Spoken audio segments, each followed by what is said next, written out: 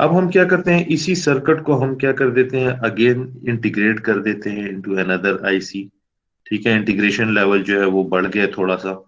ठीक है, now we can accommodate more transistor on a single chip. ठीक है, तो हमने क्या किया, इसी सर्किट को एक दूसरे चिप में बंद करके हमने उसको नाम दे दिया कि this is 4 bit binary adder. ठीक है, यहाँ हम कह देते हैं 4 बिट बाइनरी पैरेलल एडर। ठीक है, तो 4 बिट जो बाइनरी एडर है उसकी हमारे पास अब जो आईसी आ जाएगी। ठीक है, तो उसके हम बनाएंगे कुछ इस तरह से। ठीक है, आईसी के टोटल इनपुट्स कितने हैं, 2 4 6 8 +1 9। ठीक है, आईसी के टोटल क्या है, ये एक एक्सटर्नल कैरी आ जाती है। ठीक है, जिसको हमने जीरो पे रखा हुआ है। ठीक है, और ये बाकी A0 B0 A1 B1 A2 B2 और A3 B3। तो टोटल इसके कितने इनपुट्स हो गए, 9 इनपुट्स हो गए, जिसमें हम एक को नाम दे देते हैं कि दिस इज यूर सी इन। ठीक है, इसी तरह हमारे पास क्या है, 4 4 1 आ जाएंगे, जिसको मैं यहाँ पे ले लेता हूँ A0 A1 A2 A3 and other 4 pins for B0 B1 B2 B3। ठीक है, यहाँ पे मैंने इनको एक साथ लिखा है, इसका मतलब यही है कि A0 is internally connected with this point, A1 is internally connected with this point, A2 with this point and A3 with this point, और इसी तरह B0 B3 भी करस्पॉन्डिंग पॉइंट के साथ इंटरनली कनेक्ट है। आउटपुट इसके कितने हैं, S0 S1 S2 S3 और C3। तो टोटल हमारे पास कितने आउटपुट हो गए, हमारे पास 5 आउटपुट्स हो गए। तो इसमें मैं जो आउटपुट्स हैं उनको नाम दे देता हूँ कि दिस इज S0। ठीक है, S1, नेक्स्ट S2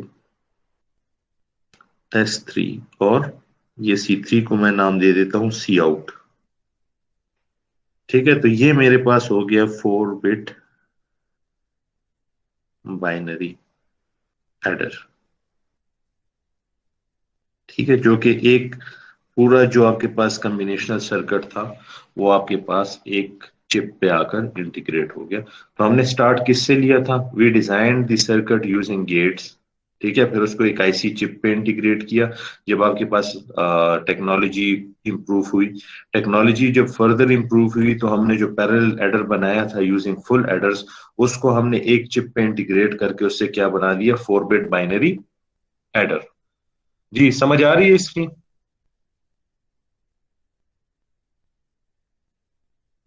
जी सर। ठीक है, अब अगर आपको मैं कहूं कि 8 बिट पैरेलल एडर बनाए, तो बना सकते हो।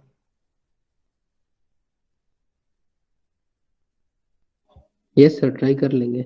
ठीक है, यहां पे जो हमने 4 कनेक्ट किए ना, इसके आगे 4 और कनेक्ट कर दो, A4 B4 A5 B5 A6 B6 A7 B7।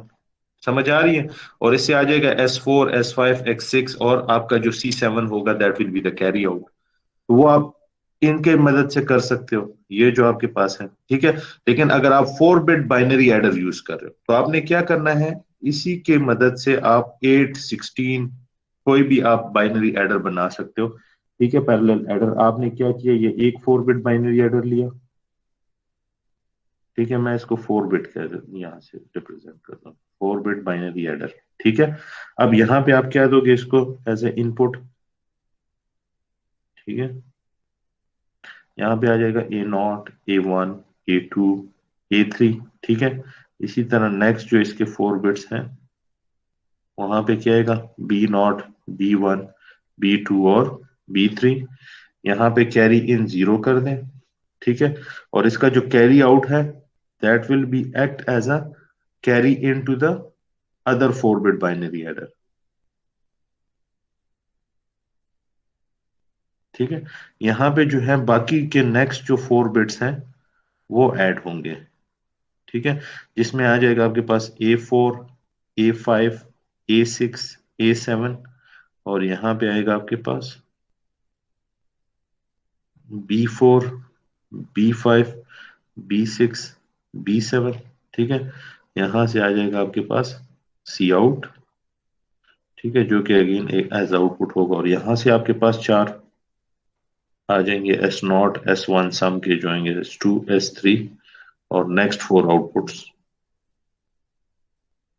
S4 S5 S6 और S7। क्लियर है? इसी तरह आप 8 बिट का, 12 बिट का, 16 बिट का, 24 बिट का अगेन बाइनरी पैरेलल एडर बना सकते हो without following that traditional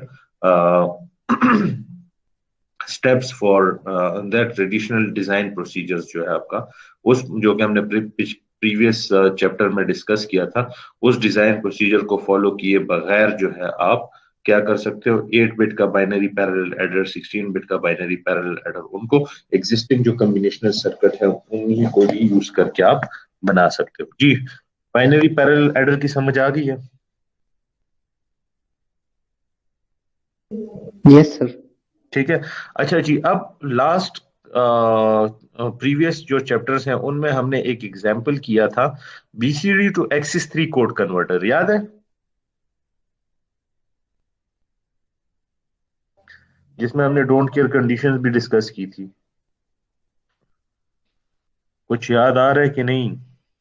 yes sir, पढ़ा था। ठीक है, पढ़ा था ना, तो उसमें कितना लंबा चौड़ा प्रोसेस था ना, जी सर। सर्किट भी बड़ा बना था उसका, ठीक है, और डिजाइन प्रोसीजर भी उसका कम्प्लेक्स था क्योंकि 4 फंक्शंस थे हमारे पास, और उसके लिए ट्रुथ टेबल बनाया, फिर उन फंक्शन को सिंप्लीफाई किया, फिर उसके लिए लॉजिक डायग्राम बनाई, और प्रोसीजर जो था वो थोड़ा सा लंबा हो गया था। अब हम देखते हैं कि हम यूजिंग जो हमारे पास इंटीग्रेशन की टेक्नोलॉजी आई, जिसकी मदद से हमने क्या किया, कम्बिनेशनल सर्किट को एक चिप पे जो है इंटीग्रेट किया, तो देखते हैं कि ये हमें कैसे हेल्प करता है in designing a circuit for BCD to excess 3 code converter.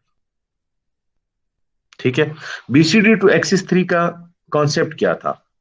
ठीक है, कि आपने क्या करना है, बीसीडी नंबर के साथ 0011 ऐड करना है, और इससे हमारे पास क्या आ जाता है, एक्सिस 3 नंबर आ जाता है। इसी तरह था, यस जैसे सर।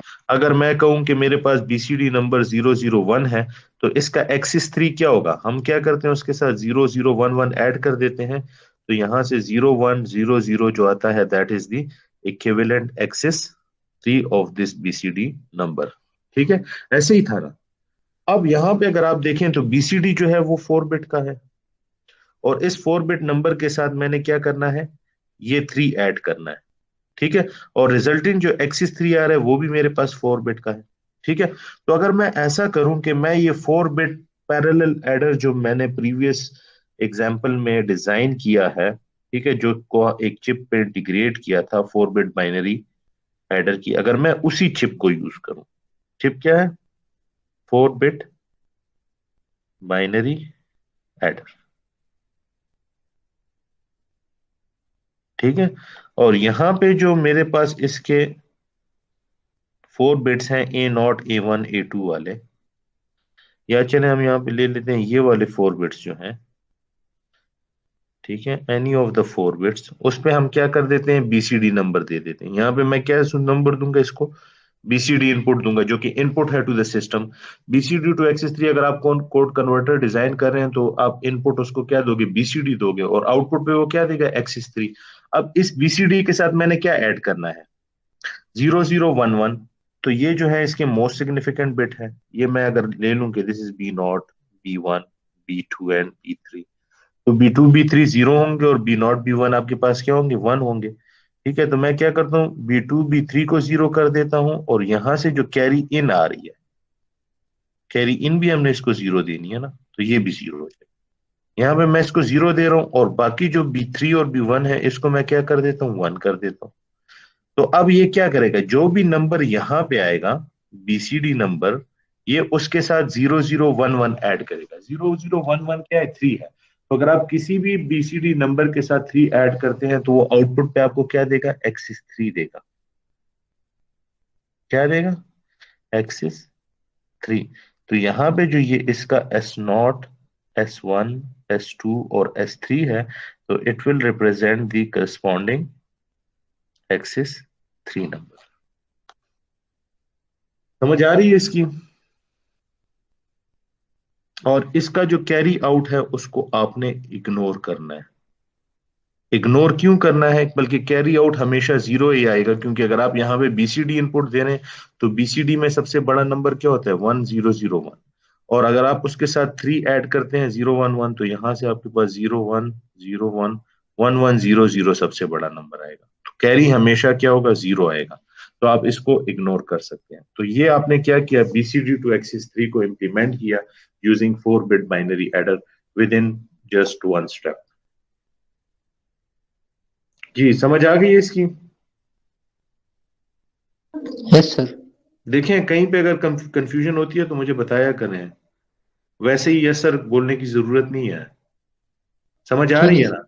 ठीक है। यस सर, ठीक है। अच्छा जी।